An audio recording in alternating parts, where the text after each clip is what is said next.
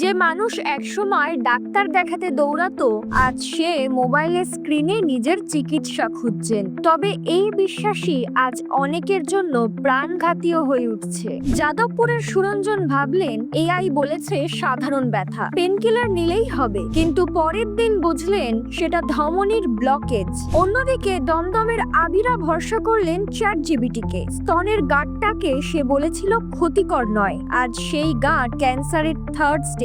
এমন ঘটনা শুধু দুজনের নয়, হাজারো মানুষ চিকিৎসকের বদলে ভরসা রাখছে ডাক্তার এআই এর ওপর, যেখানে মানবিক অনুভূতি নেই রোগীর শরীরের স্পর্শের বোঝাপড়া। ফলে সাধারণ অসুখী হয়ে যাচ্ছে প্রাণঘাতী। চিকিৎসকরা বলছেন এআই তথ্য দিতে পারে, কিন্তু হৃদয় নেই ওর। একজন ডাক্তার শুধু প্রেসক্রিপশন লেখেন না, তিনি বোঝেন রোগীর ভয়, ক্লান্তি আর তার বেঁচে থাকার ইচ্ছেকে। প্রযুক্তি আমাদের সহায়ক হোক, বিকল্প নয়, কারণ জীবন একটা ভুল সার্চের চেয়েও অনেক বেশি দামি।